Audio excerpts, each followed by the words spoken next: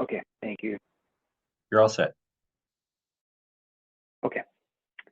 Well, thank you, Nathan. I guess we should start off with introductions. I'm Nick Paulo. I work for Smith Power Products, a distributor of generator sets. I'll get us to show what I do specifically.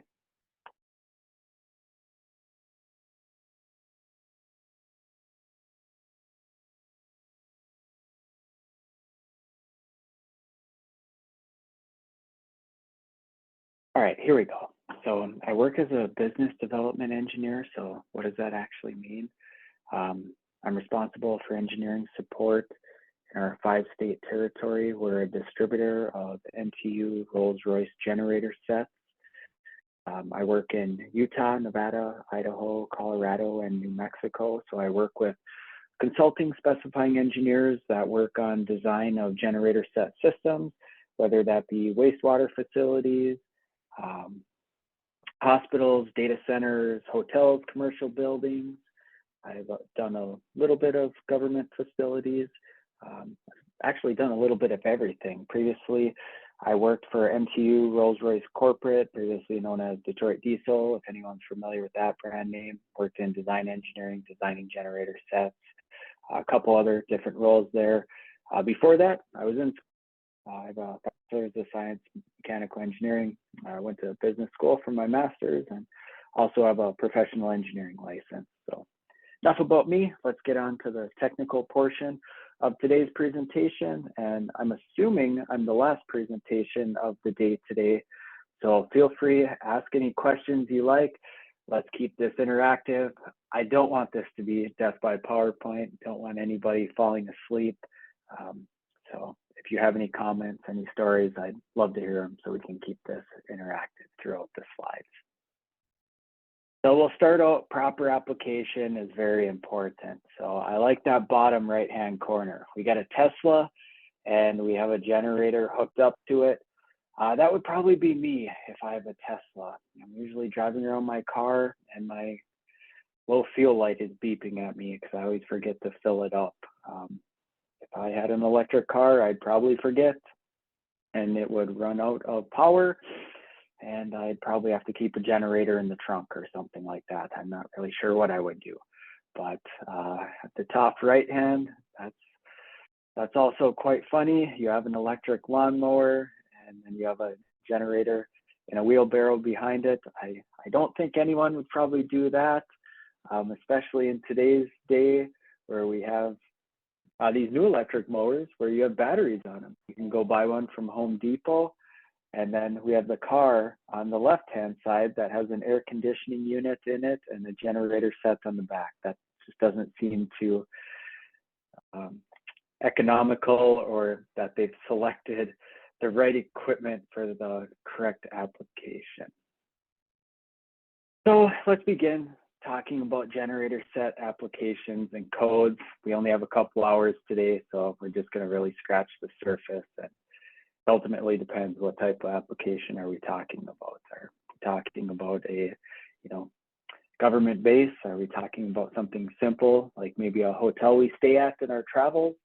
Are we talking about a hospital where we go to get surgery? So when we start out, NEC, National Electric Code, it has a lot to say, whether it comes to wiring up a system for a generator set. But we have different articles in there and it's going to classify different types of systems. So first off, a life safety system known as emergency system. So this is going to be essential to human life. So it's going to be very strict, fall under requirements. So this would be a hospital where, they're doing surgeries. It's going to be a trauma center. We could also have an Article 702 system, so it's going to be optional standby. It's not legally required. It's not going to be life safety, but it has to have backup power here. Article 701, it's legally required standby, so this could be fire, rescue, health hazards, or Article 708, known as a COP system, critical operation power, if you've ever heard of that, or it could be mission critical.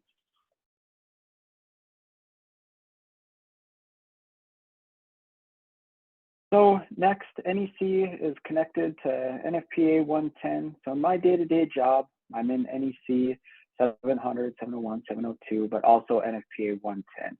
So on spec sheets and generator sets, we're going to see a lot with NFPA 110. You're going to see different references there.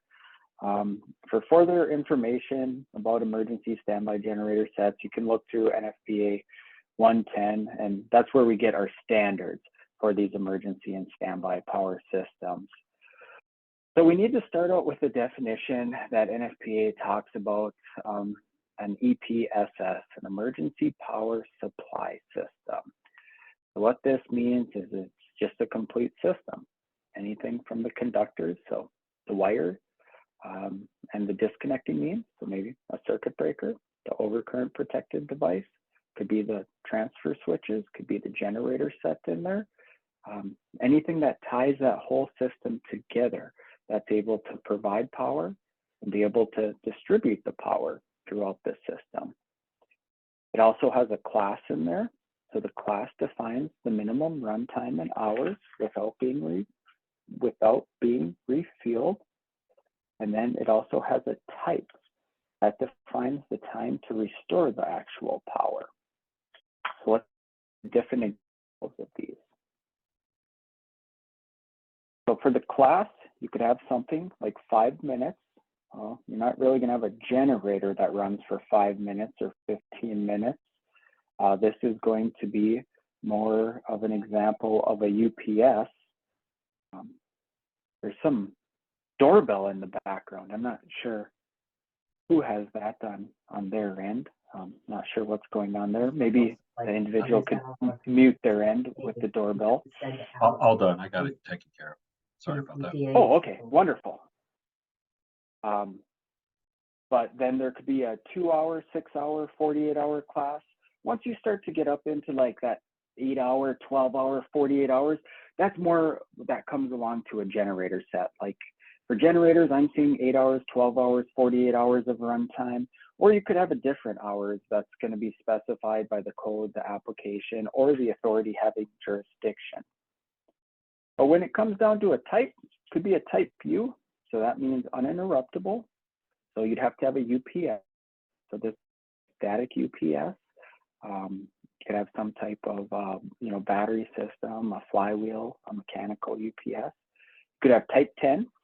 So that's where generator sets are integrated in. So you have 10 seconds. So that generator set needs to be able to start, accept load, and turn the lights back on within 10 seconds. So when the authority having jurisdiction comes out to watch the commissioning of the system, they're going to watch utility fail, the generator set start, the automatic transfer switch transfer, or the circuit breaker pair transfer, and turn that light bulb back on in 10 seconds. So that's what type 10 actually means. There could be other systems, type 60, type 120, so 60 seconds, 120 seconds. So that's not as critical. You have quite a while to get that system up and running. Or type M, manual, where you just manually transfer the generator set or the emergency power system back over.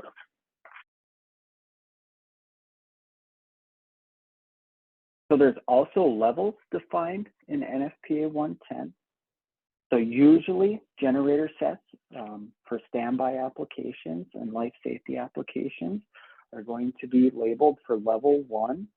It's just easier for a manufacturer to label everything level 1 when it comes to like a diesel generator set, a natural gas generator set. Level 1's the most strict, so loss of human life or serious injuries, then they just apply it to everything instead of having a level 1 generator or a level 2. Whereas level 2, less critical to human life and safety.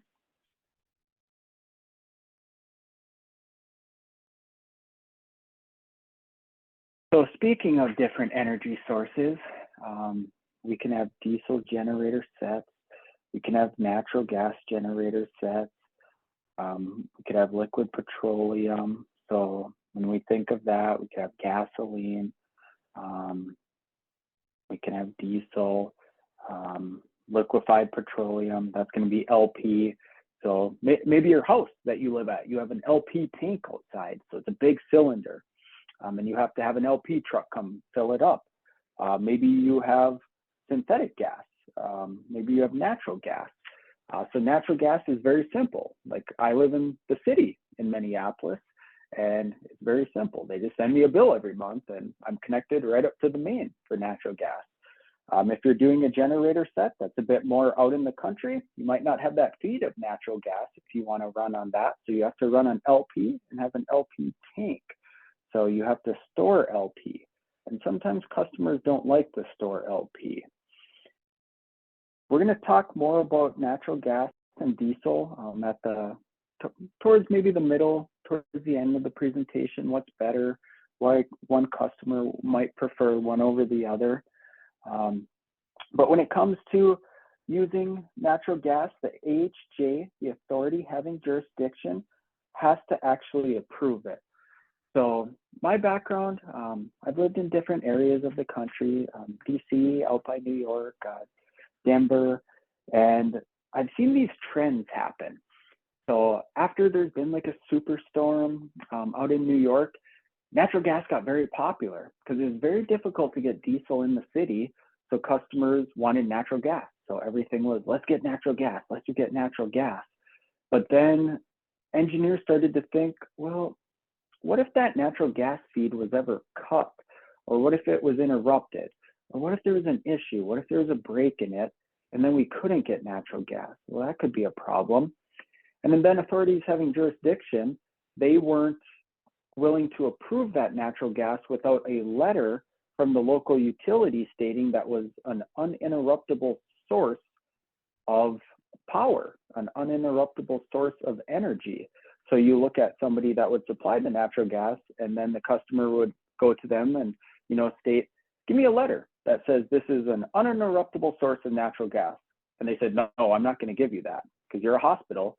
And then for some reason, if it's interrupted, we're going to end up in court. So then with those scenarios, you have to store LP on site.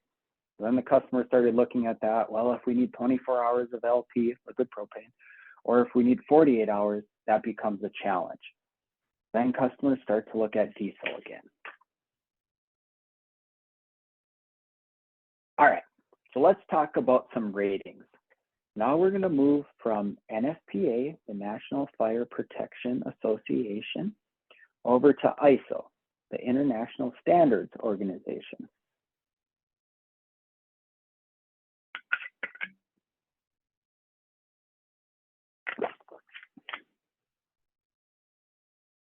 So ISO defines different ratings for generator sets.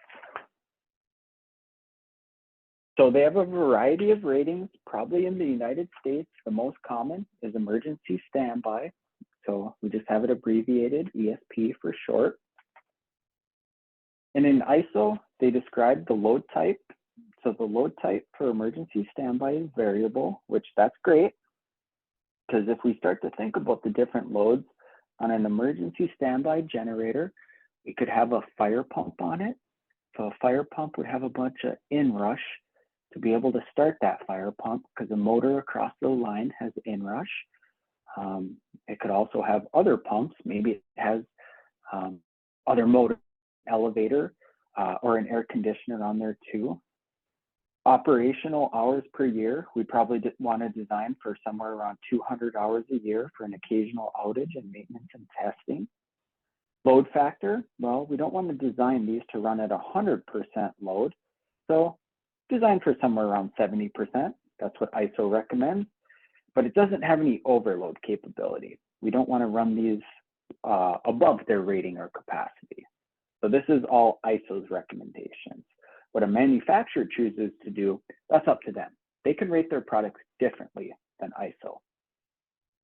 So next, let's look at prime ratings.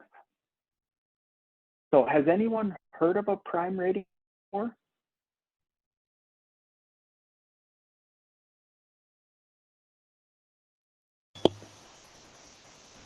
Yes. Prime rating as Perfect. for generated loading, yes. Awesome. I'm going to But do a some little check not throughout the probably haven't. presentation. Okay, got it. I'll do little checks throughout the presentation just to keep people interactive, and make sure nobody falls asleep, because it is getting to be Friday afternoon. How's that sound? Thumbs up. So a prime rating, a lot of people probably haven't heard of this. It's just not that common when it comes to backup power. It'd be a little bit more common if somebody was running a facility that they're going to take like a natural gas unit and run it off like digester gas at a wastewater facility, or they're going to run it off cow manure at a dairy farm. So that's where we start to run into these more. Or if it's at a third world country and they're using the generator source as a main, or the generator as a main source of power, then we start to see prime a bit more. Or if you go up to Canada, they're just not that common in the US anymore. It's approved for variable load. It has unlimited runtime, so it's not going to be used for backup power. Load factor, 70%, but it does have overload capability. So you can actually run it above its nameplate rating. Next, limited time prime. I've only seen this twice in my 13 years of doing generators. It's not all that long, but I quite a few projects. It has operational limits of hours of 500 hours a year, 100% load factor. Overload isn't defined. Next, continuous power. We're not going to see that in the US. That's going to be something more of a power station, most likely in a third world country where they're using generators for the main source of power. In the US here, we have enough utility that we'll use utility as a main source of power. It would just be really expensive to use generators as the main source of power. And with emissions, with the EPA, with Tier 4 final regulations on diesel, it wouldn't make sense to use a bunch of generators for your main source of power for a building or a facility. ISO came out with a new rating in the last couple of years. Data center power, it's approved for various end concepts. It's unlimited, 100% power. And then they also came out with a max rating, but the max rating is only for generators up to 12 kW. So if we were to go buy a generator at Home Depot, we'd see this rating, but nothing I do. I've come across this. I only do stuff 30 kW and above. So any questions on any of these ratings?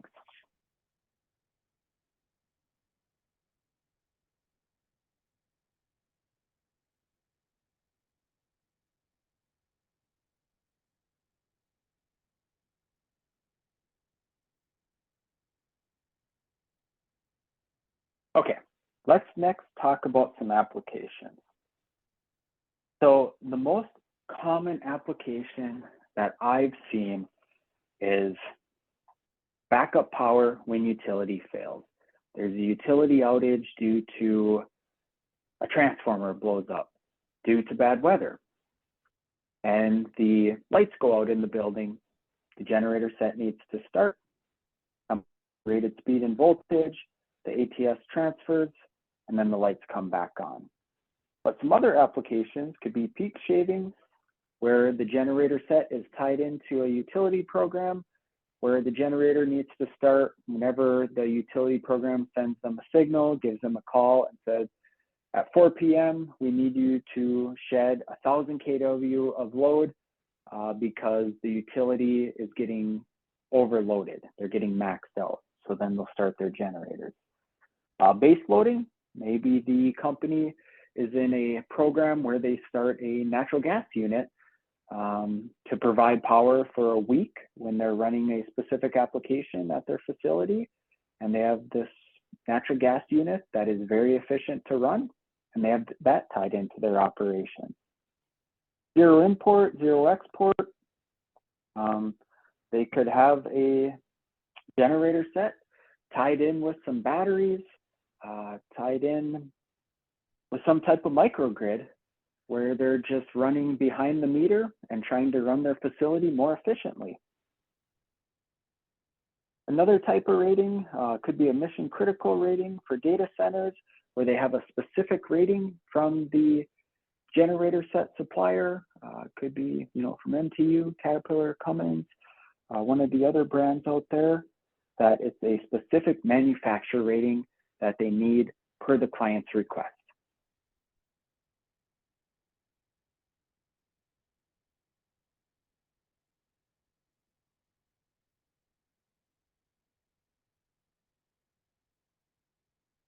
All right, so we've covered applications and codes. So now let's talk about generator set selection and sizing.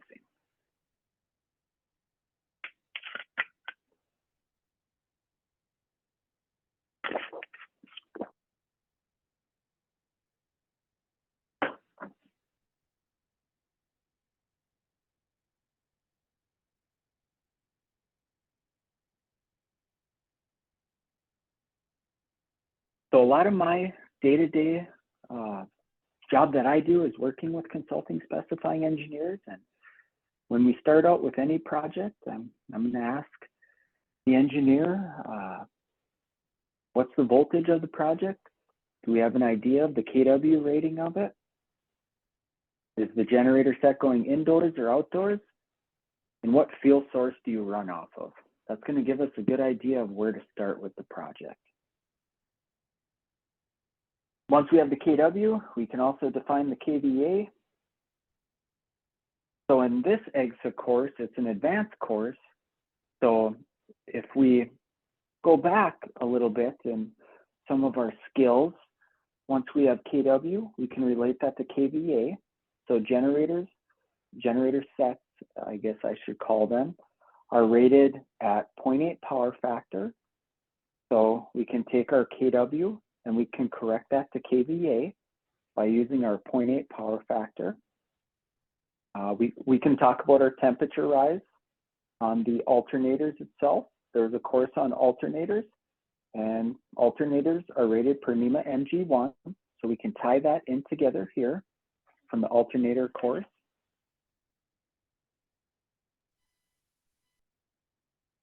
When we do selection for the generator set itself, for which models we need, altitude and temperature need to be taken into account. When it gets hotter out, you need to have a larger radiator, you need to have an oversized alternator. In the alternator class, they talk about you need to have more copper, more iron, because as those temperatures get hotter, it's going to change the performance of that alternator itself. So it's going to derate actually. It's going to be reduced power. So this curve here, this is just a generic curve as you see on the y-axis on the left-hand side. We don't have any numbers there. Most of the calculations today are done in a software. When I first started out, I had these tables and these books and these graphs that we would look at and be like, okay, it's going to be a 5% derate. But now, so many of these calculations are just done in the software. You can go to MTU software, you can go to Caterpillar software, just plug some numbers in, and you can get the exact number of what your power output's going to be at a specific temperature and a specific elevation. So some considerations for the actual selection for the size of the generator is, are you going to have a variable load on it, or are you going to have a constant load? How many hours or occurrences per year are you going to actually run? The generator is only going to run a couple times a year. Is it going to run quite a bit?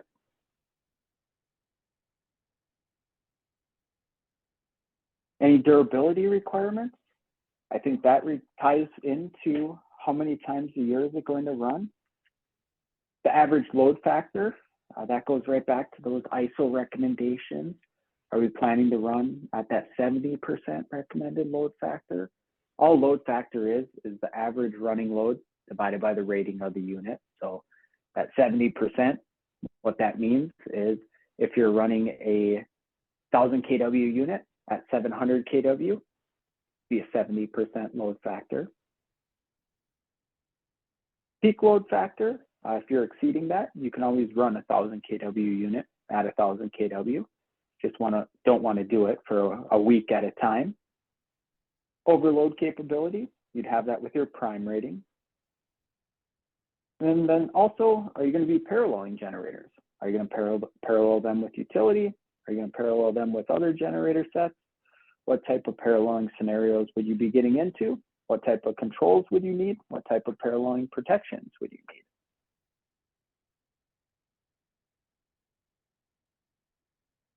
So here's some information that would be provided in a submittal. So this is from a generator or alternator spec sheet. I highlighted a couple of values on here. So this is from NIDEC, Cato Engineering, Leroy Samer, if anyone's familiar with that brand. So the first value I have is the kW rating. This is for 1,000 kW alternator. Full load amps, 1504. It's a Y-connected 6-lead alternator operating at 1,800 RPM, 1,250 kVA, 125 temperature rise defined by NEMA MG1. PMG excitation, Class H temperature rise. We have our subtransient reactance, 0.137 or 13.7%. We look at page 2. We have our starting KVA. So we see this in a lot of specs. At 35%, what's our actual starting KVA? A 35% voltage dip, we can read that value. So 3,500 SKVA.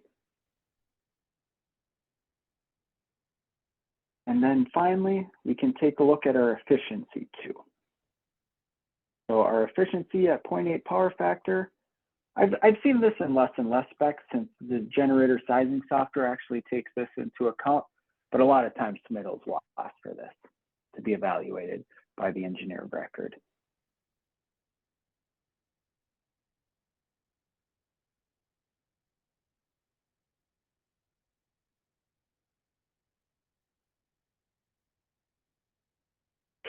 All right, so quick formula here for generator set selection and sizing.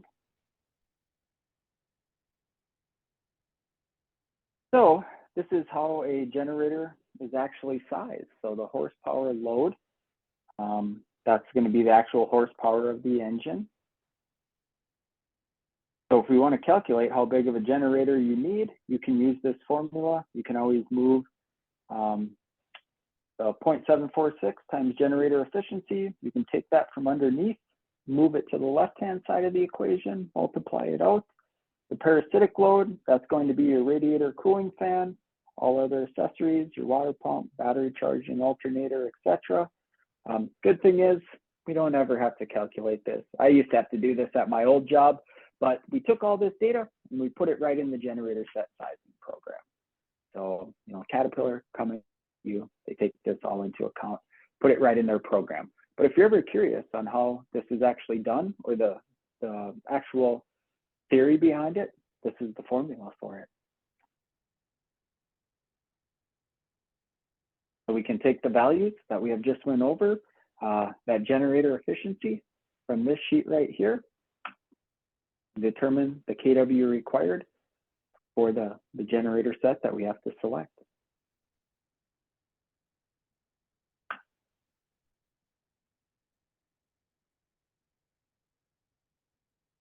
All right, let me get a quick water break here. 1 second.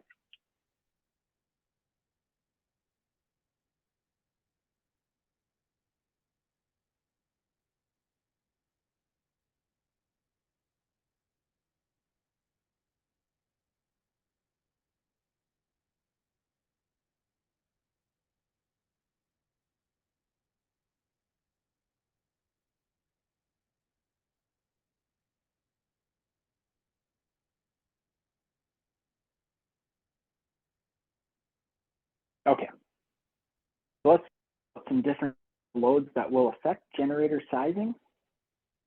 So if everything was a resistive load, like a toaster, 1.0 power factor, it'd be very easy to size generator sets. We would just add them all up. We wouldn't have to take into account kW versus kVA. We wouldn't have to take into account if something was 0.9 power factor, if it was 0.95 power factor. We didn't have to take into account if a motor was starting at 0.3 power factor, if another load was starting at 0.6. But that's not how motors work. That's not how lights work. Not how UPSs work. Voltages, we can connect different loads to generator sets through transformers. Those transformers have to be energized. Those transformers sometimes have quite the inrush on them too. So inrush has to be taken into account when selecting a generator set. We can add these values into the sizing software and it will run the numbers for us. We have to consider what type of fuel we're running on. Is it diesel? Is it natural gas, liquid? Is it natural gas vapor? Could be some type of renewable fuel. Where's the generator set going to be located? Is it inside the building? Is it going to be outdoor in a weather protected enclosure? Is it going to be in an industrial environment? Is it near an ocean where we have to consider corrosion protection from the salt? Maybe we need a aluminum enclosure, possibly stainless steel, might need some powder coating protection, specific coatings on the radiator. Then also our controls, how do we tie into the rest of the building? Then our accessories too. You gotta make sure that generator set is able to start in our environment. We have the correct filters, connection boxes, lights, breakers, etc. to operate in those environments.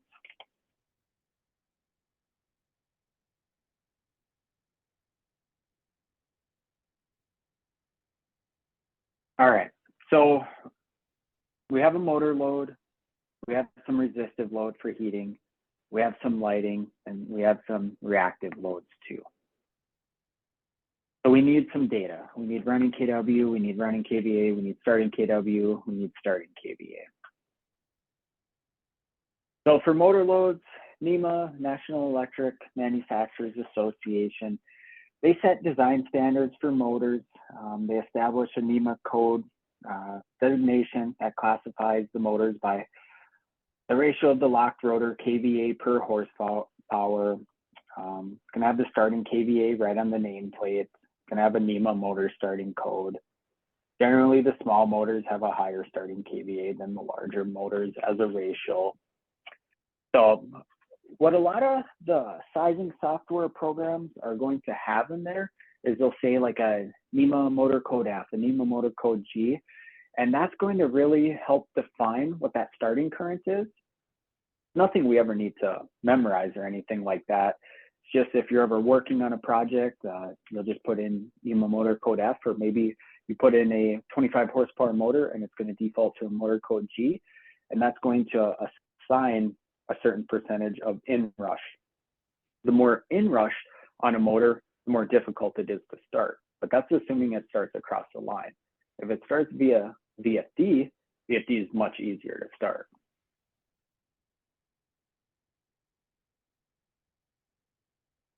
So full voltage, non-reversing, also known as starting across the line. A lot of current inrush, more challenging to start. Auto transformer, motor starting, another different type of ways to start a motor. So these are different selections in that sizing software. You can actually check Y delta motor starters, a little bit easier to start than across the line. There's different types. There's an open transition. You see there's a big spike in current, challenging to start. Closed transition, you don't have that big spike in that full load current, full load amps. Or there's a soft starter. You see soft starter, very flat curve in that full load current, full load amps. Similar to like how a VFD starts. So this Y delta, you don't have to memorize any of this. This slide's probably just going to be for retention if you ever want to look at it later. But the way that it works, that voltage is reduced by the inverse of the square root of 3. So it definitely helps reduce that down and reduce that current down, making it easier to start the motor. So better than across the line. That's the main thing to remember. Solid state starter.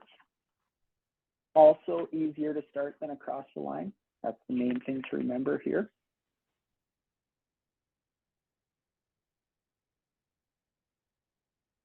VFD motor starters, I see a lot of these.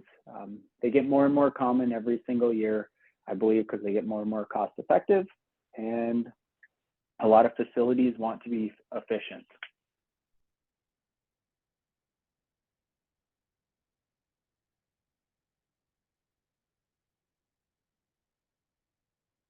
They are a type of nonlinear load, so it can control speed equals variable speed. So there's many different types of technologies and manufacturers. The typical voltage dip is 20%, so they can't handle a lot of voltage dip. And across the line, a motor starter can handle 30% voltage dip, I guess, which is great because it's not as strict on voltage dip. So your generator set can, take a large dip on voltage. So if you're at 480 volts, you can go all the way down to 480 times 0.7, whereas this would be 480 times 0.8. So it's a stricter requirement, but it doesn't drive that voltage dip down as far because we don't have that spike in current. So it's much easier to start, but it is that stricter requirement. If I had my sizing software open, it'd probably make a little bit more sense here. But the main thing to remember here, no current inrush, much easier to start.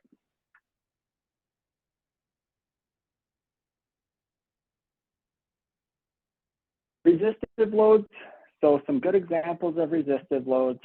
Just think of that as a space heater, a water heater, or incandescent lighting.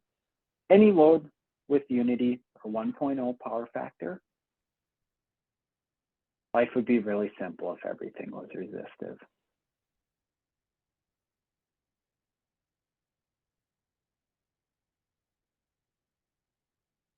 So some lighting loads, LED, that's what really everything's going to today. Other loads, fluorescent, transformer ballast, electronic ballast, incandescent, HID, ultraviolet. So here's some pictures just of what they would look like. It gets tricky when you have like just all lighting loads on a generator. I had a call the other day on a generator that was trying to start, and there was just all lighting loads on it and having a lot of problems with harmonics. I haven't got a call back yet. They were going to do a bunch of tests on it. That's the problem with these new LEDs, where they're getting built, what type of harmonics they're going to get introduced and such. It's kind of don't know what the job's actually going to get on it from the time back to the time it gets built. Got to make some assumptions when you're sizing it.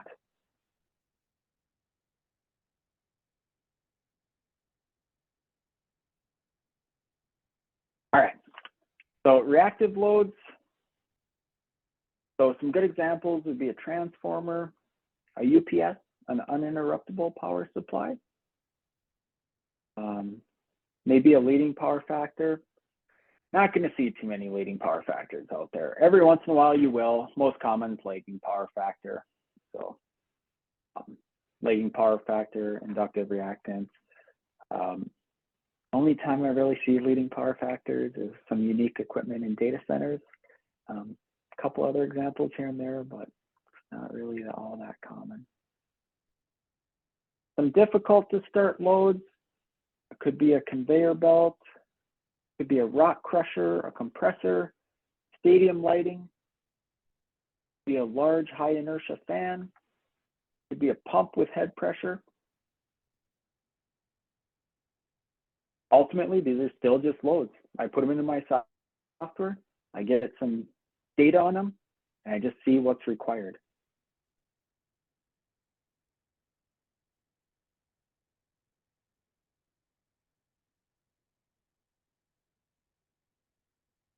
So voltage dip considerations. I'm gonna also put this in my sizing software. Some motor starters can accept much voltage dip. UPSs can accept 20. Some types of lights can't accept that much, and fire pumps, they can only accept 15%. That's what's required by code.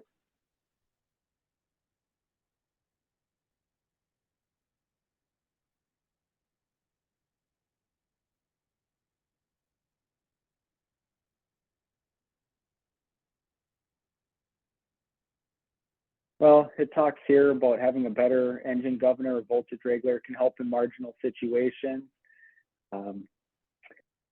Pre-standardized today with these. So with new technologies and such from your alternator class, they talk about digital voltage regulators.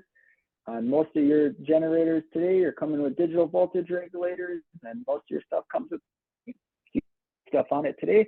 When you're down around to 30 kW, yeah, this can help. So Hey, non-linear loads. I have a question. Go ahead. You know, with Yeah, go ahead.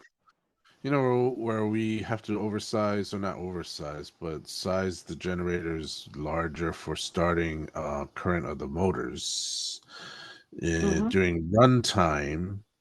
And if we're using diesels, is it common for the difference between starting motor requirements and the running load to be so different that that would cause wet stacking? Oh, I got a good slide on wet stacking coming up. So that is a wonderful question. So let me give an example here. So the most common times I see an issue with wet stacking are going to be fire pumps and elevators. So when fire pumps and elevators are starting across the line and there isn't a lot of other load on there, for an example, let's say we have a 100 horsepower fire pump starting and 5 kW on there. If that fire pump doesn't start and you have a scenario when you have an outage and you only have 5 kW of lighting, and say you have 150 horsepower or you have 150 kW generator set, well, you're only going to have 5 kW of lighting on there. If your fire pump isn't running, you're going to have an issue with that. You're going to have wet stacking if it's a diesel generator set. So if I'm helping on that scenario, I'm going to recommend putting a 50% load bank on there to avoid those situations. In that example, if there was some other loads on there that you know are going to be running, like if you have some heating on there, if you have some other type of process loads that are guaranteed to run, we won't have those challenges. The other example that I had was elevators. If you have 2 elevators on a generator set and you have 10 kW of lighting, and those elevators for some reason aren't running, and you only have your 10 kW of elevator or 10 kW of lighting running, you're going to have an issue on that too. And I'm going to recommend putting a load on that also to avoid that. But yeah, definitely. With the elevators, we could add some type of soft start solution if the elevator manufacturer offered that. So we could add a VFD to it, which would greatly help reduce the size of the generator set. But with those fire pumps, it definitely gets tricky. So with wet stacking, I always want to see 30% or more on that diesel generator set as a rule of thumb. Okay, that's good to know, because we probably come into that situation not often, but I would believe we are getting into those situations, especially with our tall hotel-like bachelor enlisted quarters, which have elevators that go pretty high and minimal requirements for generator or emergency power. But thank you. My also second question was also answered, that you still do design and provide those load banks in conjunction with these possible situations where it could have wet stacking, like for fire pumps and elevators. Thanks a lot. Yeah, you're welcome. And if anyone else has any questions, feel free to ask.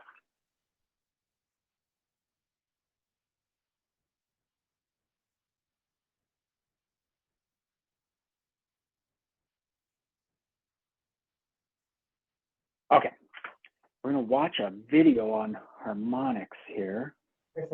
Nick, before the video, can you answer one question real quick? Oh, I can answer as many questions as you Is want. I prefer to answer questions and watch the video, so go ahead. it standard to include the load bank with the gen set order? It is not standard. Nope, that would have to be a specific request. So it would have to be in the spec, or it would have to be a request to include it, or it would have to be a discussion either before the request for quote comes out or like during the request for quote stage. I myself, I work like on the front end with the consulting specifying engineers before the request for quotes come out. And a lot of times those conversations will come up. So those requests will be on the request for quote and like actually put it on the drawing because we'll catch it then. Thank you very much. And then you'd also have to design it, right? You have to engineer it, size it appropriately for your loading conditions. So you don't just like put it in the specs for something to add. It's got to be engineered over. Thanks. Yeah, we would. So we would have two options. We could do pad mount, or we could do, if it was going outdoors, we can put it on top of the enclosure. So we could put it on the roof of the enclosure, or we could hang it like right on the duct flange of the actual radiator itself. We do both of them all the time. So we could, have it listed in the spec either way. But usually, rule of thumb, we like 50%. We put automatic controls on it. So that load bank only kicks on after that generator set is started and running. So if it drops, well below whatever we have that threshold set at, then that load bank knows to kick on. If that generator set is loaded above that, it automatically kicks off.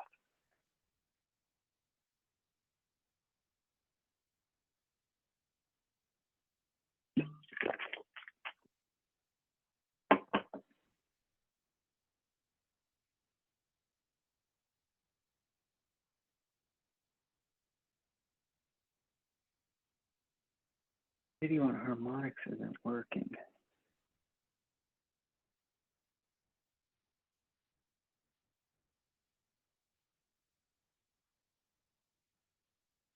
Bear with me a second. Let's see if I can get this thing to work.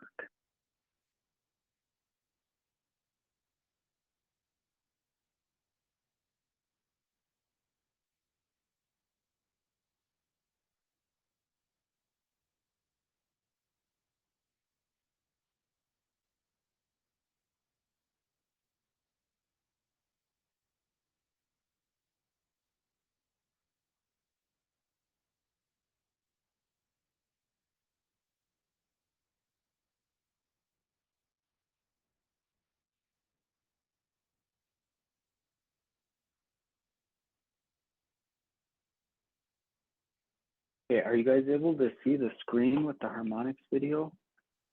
Right now, it looks like the video is about to start playing, but it's probably not going to have sound, so you're going to have to talk through it. Never mind, it has sound.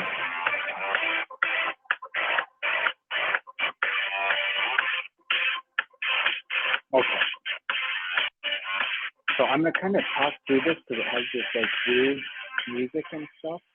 So like in summary, harmonics, the issue with generator sets is harmonics are kind of garbage energy that cause heating in the alternator and the stator, but can also cause some instability with our controls too. So I'll let you read some of the screen points here. I'll turn this weird music down. And they chop up that nice sinusoidal power, nice sinusoidal clean power wave there.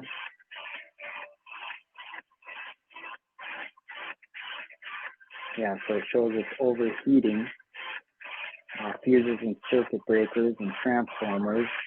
And on my end, I don't want it to overheat my alternator and break down my insulation.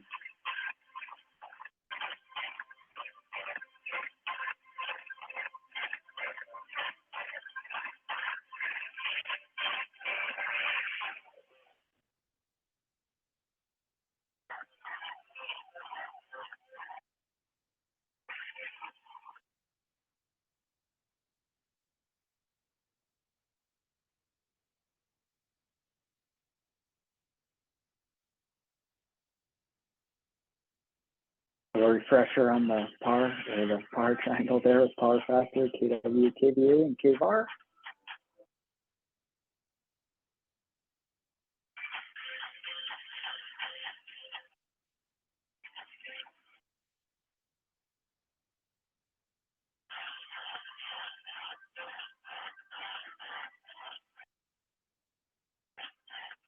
Okay, we can chop it off there. Now they're starting to talk about capacitor banks and such. But I always got to put a video in there to mix things up. So I'll pick it back up. Has anyone seen any weird issues with generator harmonics? Nick, you're gonna have to switch your display settings again. Switch the screens. Oh. Okay. So what are we gonna do? How can we support our distributors? Right at the top. You know what I mean? With all this inventory. So we're gonna have to Yeah. get it on there, and they're gonna run a promotion. Because Beauty Solutions straight up to Lost me, I think. Right at the top of the screen, right above your cursor, you just have to click display settings. And then the drop down of display settings and swap.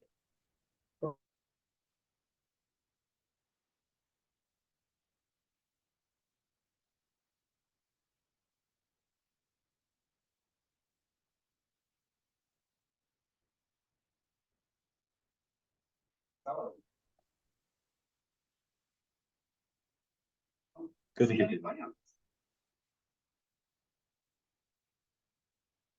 Okay, wonderful.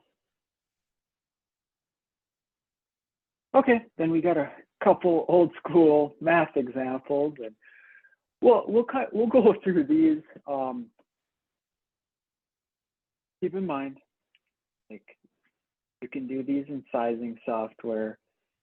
We don't need to do these by hand. We're just using this as an example of we just can't add stuff up. So if everything was a toaster, we could add stuff up and it would work out very simply. But we're in kW, kVAR, so we have to add stuff by taking the resultant of it, taking kVA at a certain power factor. So we have to connect these vectors together. So load 1, 167.9 kVA at 0.89 power factor. Load 2, 1135 kVA at 0.39 power factor. What is the total kVA? 103 kVA or 1265? So can we just add up 167.9 and 1135? Well, I wish it was that simple, but we just can't add those two up like that. We have to use vector math. So I'm trying to think if the basic electricity class was in here and talked about vector math. I think that might have been in level 1. So anyways, let's go through a load sequence here. So we have a 50 horsepower pump, permitted voltage dip 30%, starting method, auto transformer, starting kVA 68%. So we take our starting kW 46.65, starting kVA 90.4, starting power factor. So keep in mind, I'm stealing all of this from my sizing program. My running kW 34, kVA 39.1, 88. You're not calculating this by hand. I'm taking it from my sizing program. This is just numbers so you understand. Low starting power factor, pretty good running power factor. A lot closer to unity. Load factor 85%. That motor's, utilized quite good. Load number 2, you don't have to memorize any of this. 50 horsepower compressor, 50 horsepower sewer pump. They're both same size. We're starting this one across the line, a little bit higher starting power factor, pretty much the same running power factor. Load number 3, yet again, another 50 horsepower motor. Voltage dip, 20% on this one, VFD. So I'm using all the same horsepower sizes. So in scenario 1, keep in mind, I'm doing this in my sizing program. You don't have to do any of this math in your head. I change how I'm starting them. Load 1 to load 2 to load 3. I'm restricting my voltage dip to 30%, get a 230 kW. Oh, that's pretty good. But now in scenario 2, I change how I start them and I get restricted to 20%. So if I'm starting a load that has a really strict voltage requirement first, so if I'm starting something like a fire pump first or a UPS first, then I have that strict voltage dip the whole way throughout. So when I start a fire pump first, it makes it really challenging because now everything has a really strict voltage dip. If I start a UPS first, it makes it tough because every other load has that strict voltage dip. Same thing as if I start a VFD first. But if that's required by code, that's what I have to do. And you notice in scenario 2, it jumps all the way up to a 350 kW. So that's why fire pumps are such a pain. That's why elevators with VFDs are such a pain. So if anyone's done some of this sizing, you can probably relate to this. All right, when we talk about sequencing loads, let's say you have a life safety ATS, you have some critical loads, and you just have some other loads on the side here. So we have multiple generator sets here. Looks like they're all parallel together to multiple ATSs. Life safety ATS, critical loads, other loads, priority 1, priority 2, priority 3. If we're keeping these online here, we're never shedding priority 1. If we get overloaded here, say generator 3 fails, then we'll look at shedding priority 3. If we fail generator 2, then we'll shed critical load ATS number 2. Life safety ATS, it just never sheds. It'll always run. So what is wet stacking?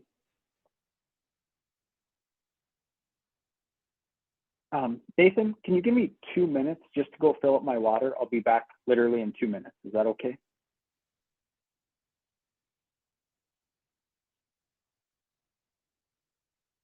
I assume that's okay. So everyone else in the class, give me 2 minutes. I'll be right back.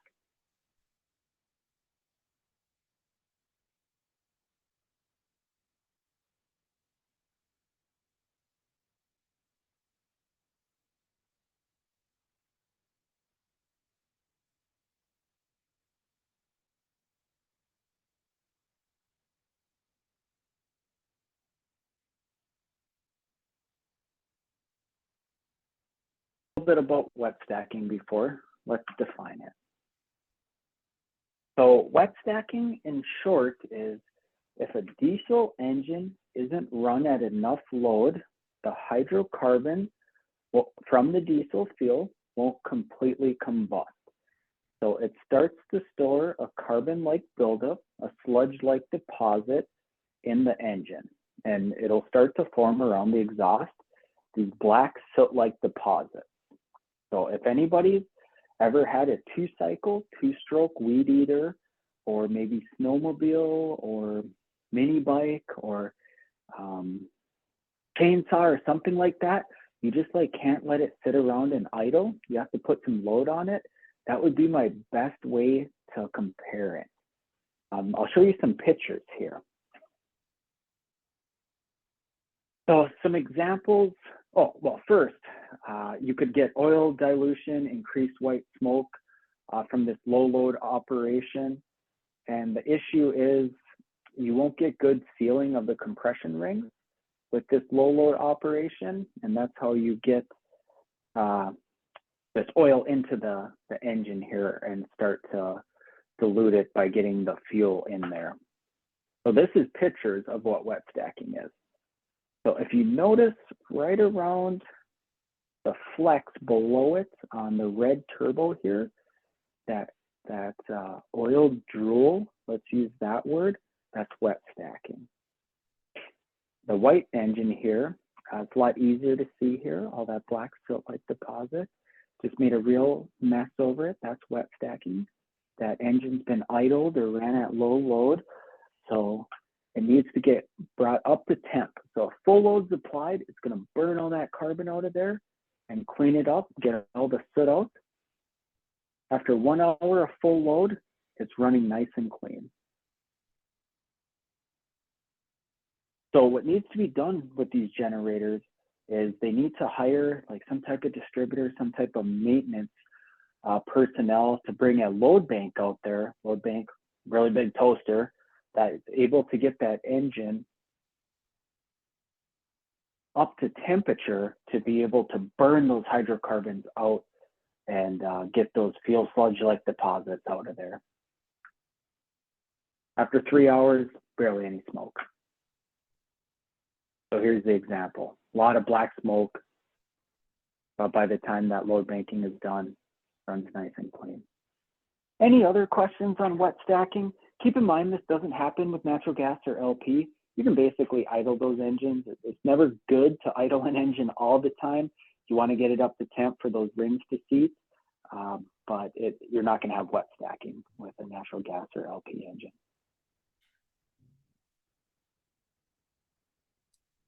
Hey, this is Dixon Park from NAVFAC Pacific. I have a question. Go ahead. Did I hear correctly from the last presentation that there are load banks that can adjust their capacity such that when connected to along with the actual load, we will allow the generator to come up to full capacity? Oh, from my question that I answered? No, I think it was on the last presentation on load banks. Oh, I'm not sure because I wasn't in that presentation. Can you frame the question? So if you can frame the question of a bit more and give me some context, I might be able to answer. Okay, so I think from the last presentation on load banks, it was said that they have load banks that can react to the actual load on the generator and bring up the total load, the sum of the actual load and the load bank load up to full capacity of the generator, so we don't have wet stacking. Yes, yeah, so I can explain how that works. So on those load banks, those are the ones I like, is they'll come with different load steps on it. So a simple one will have like a 25, a 50, a 75, and 100% step on it. So if my generator set is running at 5% load, it'll by default put a minimum of and we can program this, it can put a minimum of a 50% load on it. But if you're running in a testing mode, someone can go out there and he can put 100% load on it if he wants to run in a testing mode. Or we can program that if it's only running at 5% load, change it to run at 50% load. So there's some changes we could make to it. Like if I send my techs out there and we know, oh, okay, if these lights are gonna come on, let's get it up to 50% load. We're gonna put that in there that states, okay, put it at 50% load, but if that fire pump starts, shed the load bank, and we'll commission it in that sort of fashion. Okay, and those steps are done automatically, or does a tech have to be there and monitor the loads to bring on the other steps on the load bank? Oh, when we commission it, it would be set up, but then it's done automatically. I see. So is it the case that to prevent this wet stacking, we should have a load bank there all the time so that we always have the proper loads, or is that just a luxury? Well, not necessarily all the time. So what I would first look at is if in normal operation, what I like to see is once a year, I want some load on your engine. So if you're able to transfer building load over to your engine once a year, and be able to get your engine up to temperature, you know, be able to put over 30% load on it once a year and watch that exhaust so it's burning nice and clean like these pictures, that's what I want to see at minimum. Because if you're just starting it up and idling it and you're starting to see some of that black smoke, that's not ideal. But if you're running into scenarios where you're having outages or you're just doing maintenance and testing where you know that there really isn't any load on it, well, that's where we're getting into the scenarios where it's just idling the diesel engine and there isn't any real load on it. So you could do two things. You could add a load bank to it, or you could hire a local service provider, you know, somebody from MTU, Caterpillar, Cummins, somebody like that to come out once a year and actually load bank it, or you can add a permanent load bank.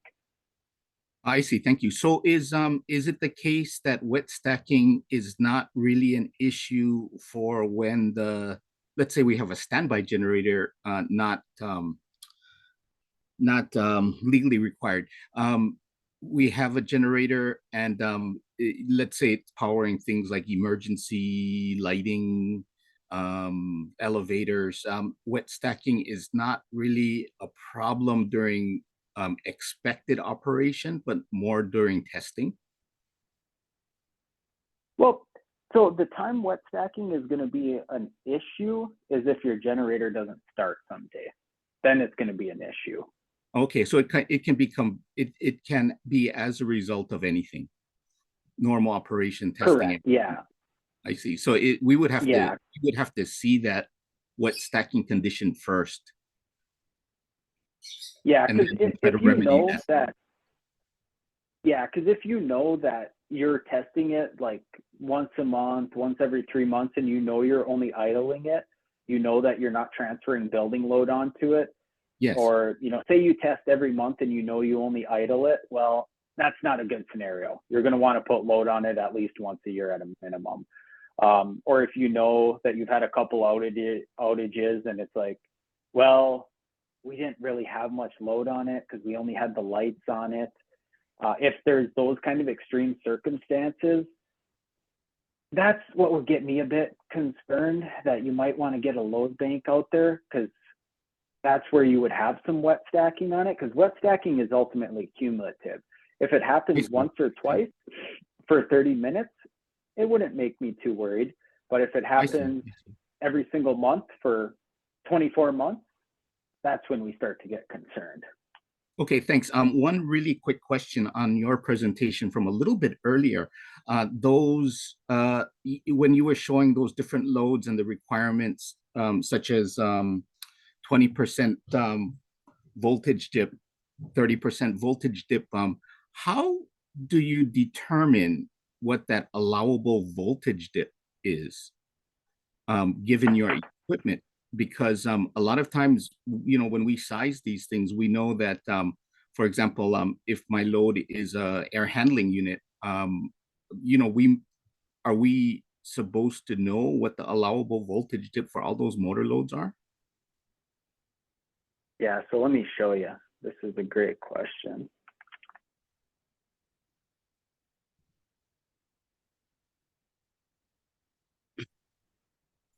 I would like to add something to that. So that voltage dip, more important for the fire pump, because NEC particularly say should not exceed, I think it's more than 15 or 20% during the starting of the 15.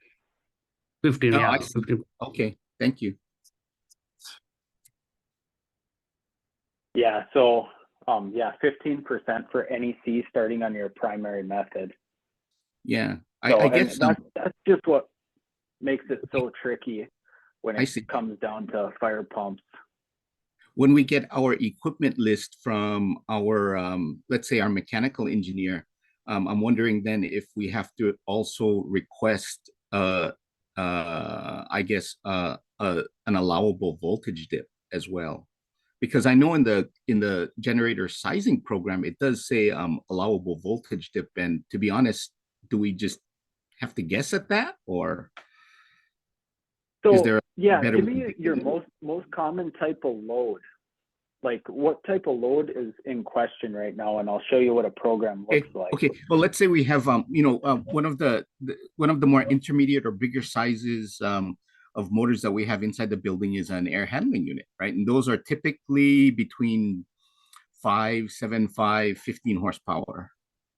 So I'll get. And how does Hmm. that AHU start? See, that's the question. If I ask the mechanicals, I'll probably have to make a recommendation to them on how to specify the starting, if that's necessary, if that's an important thing. Yeah, because like an AHU, that's pretty tricky. Because I'll show you if I was going to make an assumption on that. Uh-huh. Because I just come in here and I'm going to look at something like an air conditioner. Right. Because if I come in here and I'm like, well, hold on, I picked the wrong one. Let's say I'm going to assume this is an air conditioner, and I'm going to assume that this thing starts with a VFD. Well, VFD right away is going to tell me I'm permitted to a 20% voltage dip, but maybe it's not going to be a VFD and it's going to be a solid state starter. Well, it's going to tell me I'm permitted to a 20% voltage dip. I feel pretty good about both those. But if it's some other type of starting method, that's when I start to wonder a little bit. Because Okay. it's like, well, is it going to be something like a Y delta starting type of method? Maybe, maybe not. Going to be across the line? I don't know about that. I'm guessing it's going to be something like a VFD or a solid state starter on one of those. So that's where I would start to ask some questions, because if most of the stuff that you've used recently is like VFD or solid state starter, or if there's something that you've been standardizing on, that's where we could make assumptions. And VFD and solid state starter, they both really tie into that 20% voltage dip nicely. And that's where we can go on assumptions. But if not, that's where we might have to like start to ask the question. Okay, so then basically then the permitted voltage dip can be, I guess, determined by let's say we're using your program, that there will be a recommended voltage dip that the program will use to size all of the loads. And probably I'll have to get with my mechanical engineer and discuss what kind of starting that we should specify, because they're going to ask me. Yeah. They're going to say, well, what do you want? Right. And I said, well, I'm not sure. So, okay. Thank you. Yeah. And Cat Cummins, Kohler, Generac should all be 20% for these. Or when I checked, last, they were all right around 20% for those. So it's pretty common for solid state starter and VFD to be 20% on those. Okay, so voltage dip depends basically on the starting method, and that's up to us, I guess, to choose. Correct. Yeah, and it's ultimately up to what your equipment's going to be, because Right. if your equipment is coming with something else, because like it would be pretty easy if we were looking at motors or fire pumps, because then a motor is going to be, well, is it a VFD, is it a solid state starter, or is it across the line, or Y delta, or same thing with fire pumps. But like an AHU, that's a little bit grayer, because it's tough to say what that's going to come with. Okay. Hey, thank you. I appreciate it. Yeah, you're very welcome. Well, this is good. I like in-depth questions.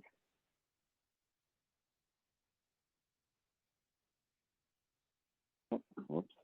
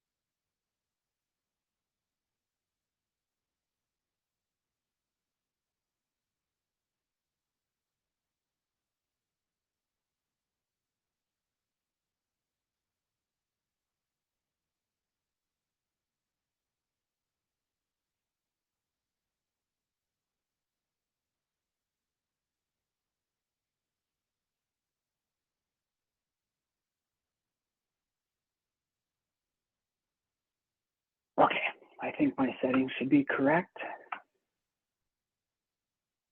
All right, gas or diesel. We talked about this a little bit at the beginning.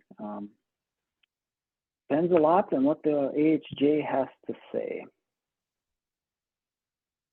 Depends if you want to store LP on site or not.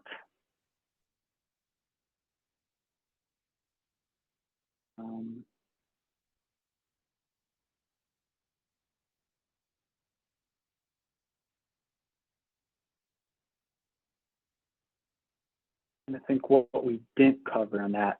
One thing to mention that we didn't cover on gas versus diesel, a renewable, I don't know, yeah, I guess renewable is the right word. HVO, hydrogenated vegetable oil, is a direct replacement for diesel fuel, and more diesel generator sets are being approved to run on HVO. So if you have a customer that's looking to run on something other than diesel, that's a greener solution, HVO may be an option for them. So whoever you're using for a generator set, reach out to them and see if HVO is approved. There's some notes on biodiesel, some links here to watch online, but I think HVO is the future. Biodiesel is kind of going away. Okay, we talked on natural gas, we talked on liquid propane, vapor, liquid. I should mention liquid propane dual fill setup. So when you're running on natural gas with LP backup, that's an automatic changeover. So if your natural gas is ever interrupted, what's going to happen in that scenario is it automatically changes over to run on liquid propane. So say your natural gas line was ever cut, was interrupted by your local utility.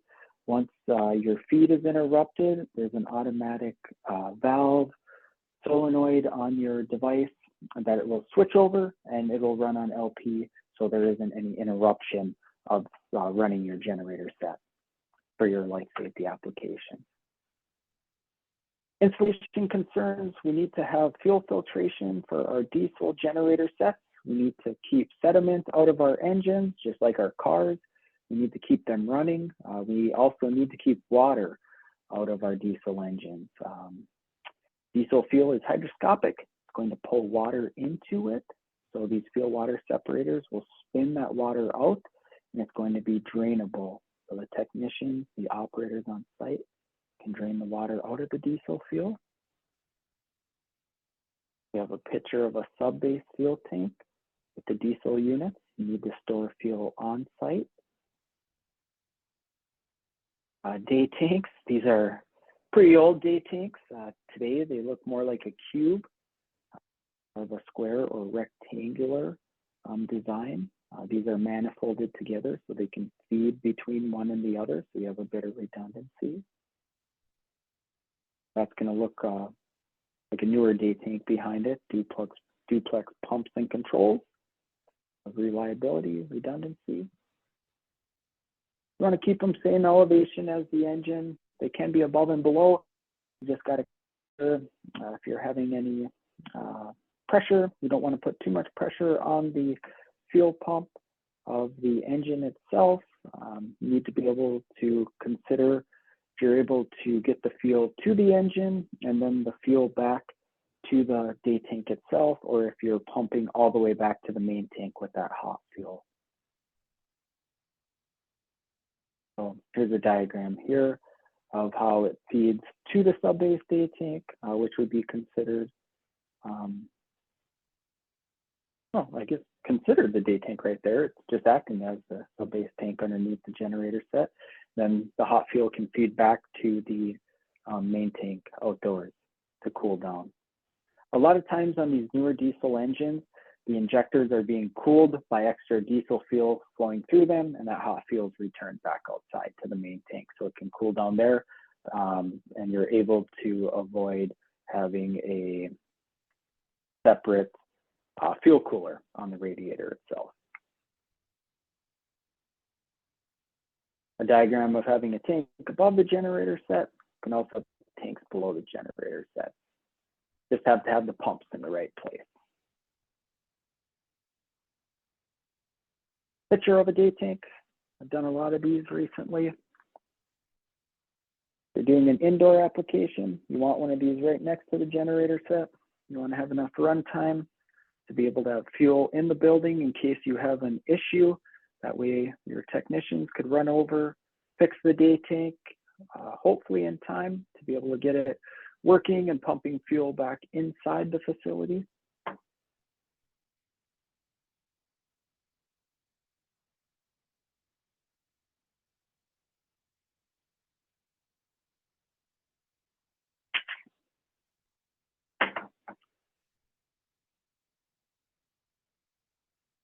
All right, let's talk about radiators a bit.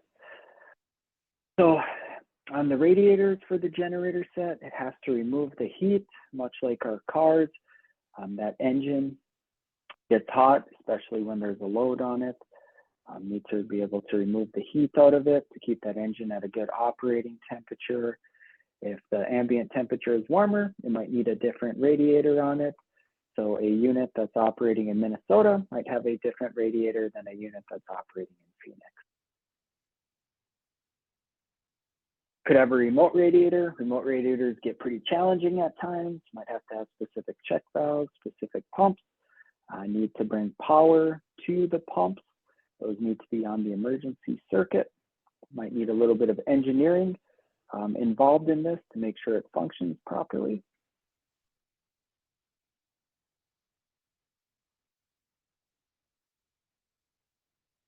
So here's a heat exchanger. So that could be another option, a heat exchanger that flows out to a radiator. Example of a submittal drawing for an engineer to review. I've done a couple of remote radiators, and the biggest thing is planning on them. That if the planning's done right, they go a lot smoother. Have to plan to make sure that the piping that goes inside the building, there's adequate room for it. It's not going to hit any structural steel, and that the right electrical circuits are pulled to bring power to the pumps, and that those electrical circuits are on the emergency circuit. So when the generator is providing power, all those pumps have power. Use something like a city water heat exchanger. Got a way of what one of those look like. They're not too common. I've done a couple of them, but it's just more common to do a remote radiator. I've seen most of those in Canada on the projects that I've worked on. Here's an example of a remote vertical radiator outside. You can see the inlet and the outlet line that come to the radiator to cool down that coolant, have it flow back to the engine inside. Remote horizontal radiator, pretty large one on the right-hand side. Another example of one with a snow shield getting craned on top of a roof. Three large ones next to each other here.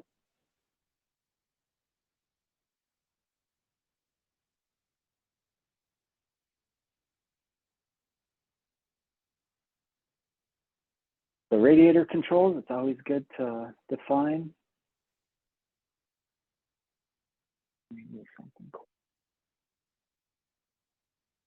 Always good to define where it's located, who supplies, and what local code considerations.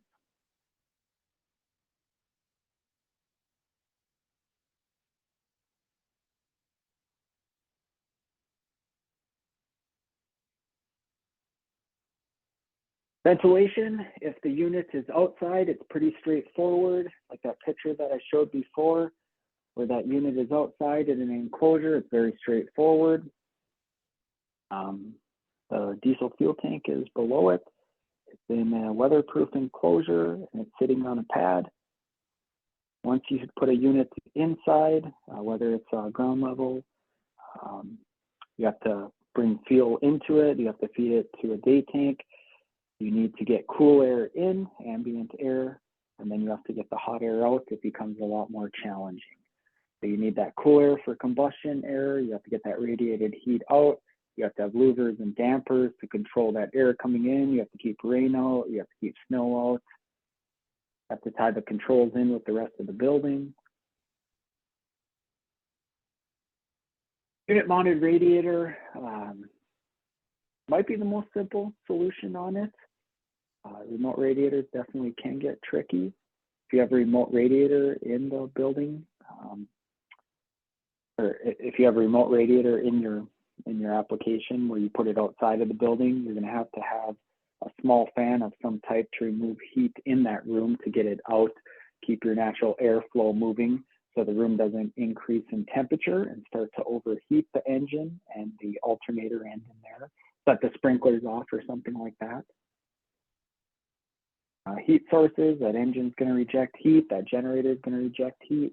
The exhaust piping will give off heat to ambient. You could have other equipment in there, neutral grounding resistors. You could have exhaust after treatment. You could have your silencer. You could have transformers in there. So here's a picture of what that generator room could look like. On the right-hand side, you have your louvers coming in. On the left-hand side, you have your ducting from your radiator going out.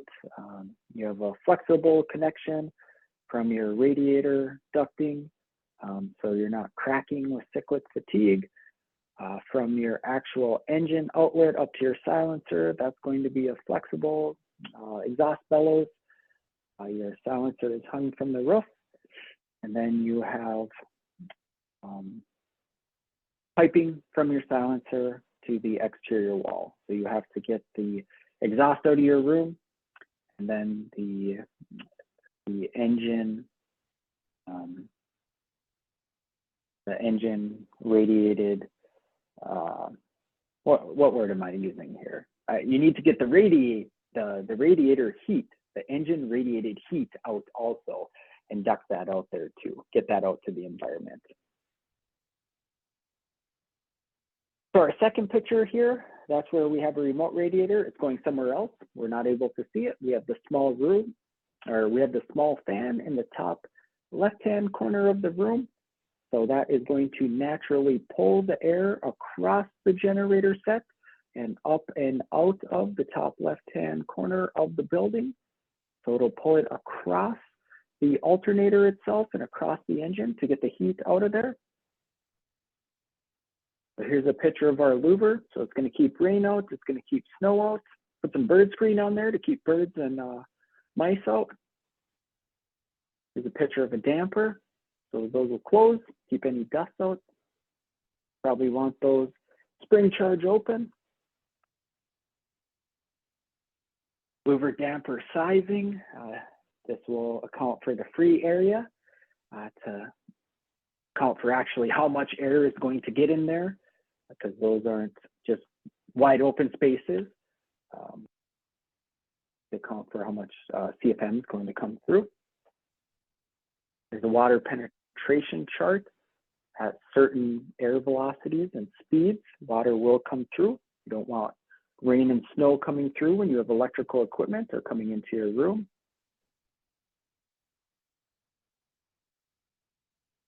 Here's a formula for calculating engine room ventilation.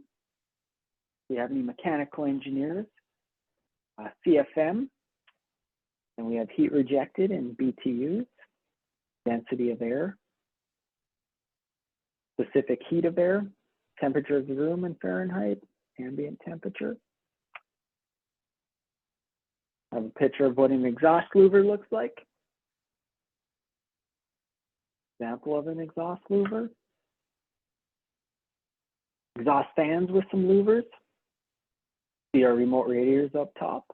Also our engine stacks. You notice the engine exhaust stacks, they're pointing away from those radiators. You don't want them pointing towards those radiators and fighting each other. We'll talk about testing and commissioning, our final section. Like we're running a little bit ahead of schedule. All right, so testing and commissioning. So where does this take place? So first off, factory testing. So installation review. So document all the nameplates at the factory, make sure everything's correct, has the correct labels on it, the correct voltage, correct product numbers on it, the correct KW ratings. Set up the variable control parameters for the specific installation, go through the sequence of operations, test what's listed in the specification, verify the safety function operations, start, stop, safety shutdown, your pre-alarms, your alarms, test the building load, transfer the switchgear, document the startup and the warranty verification.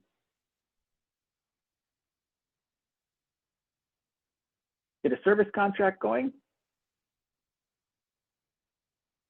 Get the service and maintenance manuals turned over to the customer. Get what spare parts are required on site so the customer has them. Set up a service agreement. Generator sets need to be taken care of. They just can't just be sitting around on site, never be ran, never have the oil changed, never be inspected. Number one reason generator sets don't start is due to batteries not being maintained, much like cars.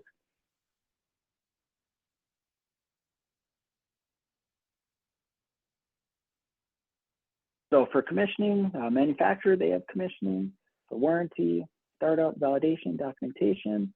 So local authority having jurisdiction, this could be anything from a fire department coming out and checking it, an electrical inspector. There could be different types of permits. So the HJ for them has to come out. It could be JCO permitting for a hospital, or JCO inspections would probably be a better word. Owner specifications, so load acceptance, performance driven. They could have a specific paint color. They could have an options list they're coming out to check off. They could have an owner's rep that's doing this for them. Third-party testing, NETA testing. Your GC could be doing testing. Your EC could be doing testing. They could have a third-party rep coming out to do it. Commissioning, I've done plenty of data centers. A lot of times it's performance-driven specifications, simulation testing. Maybe they do a bunch of testing before the equipment actually gets there to help speed up production. Hospitals, their ASHE testing, their AHA, or their ASHE standards, their AHA standards, their JCO reporting, their NFPA standards. Military, the Corps of Engineer, MIL standards. Residential could have sound specs, noise specs, aesthetics requirements, HOA requirements. All right, we already got to the end. So, anybody else have any questions? Anyone else want me to open up my sizing software again? Look at any other information? Anyone else think of anything from my presentation that tied into any of the other presentations that maybe I could address? Hey, it's Dixon again. I know you said anybody else, but can I ask another question? Oh, well, you're anybody else. So, anybody Okay, in the great. class. Great. I have a question. So we have been, the government is required to use generator sizing software to come up with a size of a generator. I don't know if your sizing software does it, but some other manufacturers have sizing software that will basically you put in all your loads, and it'll go through what's called an optimizing, and it'll separate those loads into steps. Does your program do that?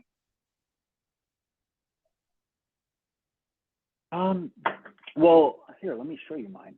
So mine, I create the steps.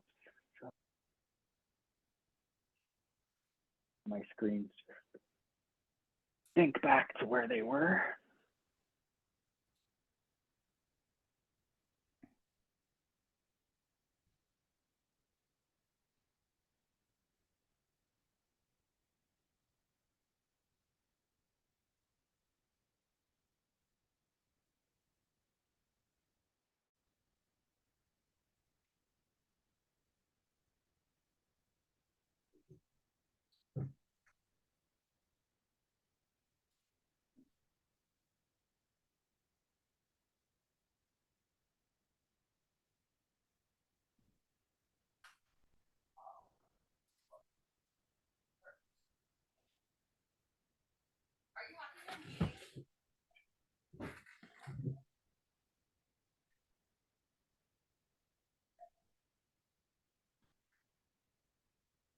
So with mine, you can do Uh-huh. as many steps as you want, and then you just build them. So mine doesn't per se move them around. I see. So the way this works, anything life safety, you want to put in step 1 yourself, and then anything step 2, maybe this is like something that isn't super critical, but you want it to come on right after life safety, then anything step 3, that doesn't matter. That can come on when it needs to. Okay, so the question then becomes, well, here's the background. So we use one particular piece of sizing software, and it recommends different steps. Now, these steps, is it something that we implement with, for example, smart switchgear, or is it more of logical steps in the sense that, for example, one of our steps is going to be the main chiller, and the main chiller comes on in stages, so that would be more of a later step. Do you know what you understand what I'm saying? In other words, how do we implement these steps? Do we need smart switchgear or a motor control center to do this? You need something, yeah, because it just won't operate like that on its own. So you need a motor control center, you need multiple ATSs. You're gonna have to have something physically in there. So, So that's something that we would have to spec out that controls all of the motors, for example, as a whole. We maybe will program, okay, this motor is first, wait seconds or whatever, this other motor comes on next. Is that typically done in a, like, let's say an administrative building? Because usually we have all of these different motors, or we have the chillers and all of the mechanical equipment. We usually don't have a piece of switchgear that controls them as a whole. But is that the expectation? So I guess I would look at what you're gaining out of it. So like what I'm doing when I do something like that is, say like I have, 2 loads here, 2 loads here, 2 loads here, and I don't need these in certain steps. Like, maybe I only have one ATS, and I would look at throwing everything on a single ATS in step 1, and I would look here, be like, well, I'm on a 200 kW unit. Well, let's break them up in all these loads. I'm on a 250 kW unit. Okay, is it worth it for me to buy a motor control center, or is it worth it for you to get a motor control center and to do all this programming? Or is it worth it to add another ATS? Like, you're going to have to kind of make the call for engineering economics. Is it worth it that? I see. The reason I ask is because some other programs, they will say you should do it in these steps. And as the designer, we'll say, well, do we have to do that, or can we just put it in one step? Because because I'd run it both ways, because if it doesn't change the size of it, like, keep it then there's simple. no sense, right? And that's just my opinion, because like if you're adding a motor control center and that thing fails, or if you're adding multiple ATSs, you can have failures. That's other problems. And if something fails, what's your fail safe? I see. So no, the reason I ask is because when we use some other programs, it makes it, there's a step called optimize loads, and it'll split it into steps, but it isn't made clear if it is saying that we need to do that, or if that's an option. So I would rather have a program like yours where we can decide if we want to do steps, because basically we want to have a good conservative design. And if we have everything in one step, that will probably lead to the most conservative size of the genset, I would think. Yeah, and you can always like move it around too. So right. Okay. Because full transparency, like if you break it up into steps, it can help reduce it. So right. It sometimes will help reduce it, but there has to be something in place. Like you have to have different ATSs for this, or you have to have a motor control center, or like you physically need like maybe like a air conditioner or an air handling unit physically has its own time delay on it, where you could set like a 30-second time delay. So I Right. could put it in step 2 or step 3. But there's just got to be something to actually delay, because if there isn't, it's going to try to start in step 1. Right. Okay. Thank you. Yeah, you're welcome. Great question, though.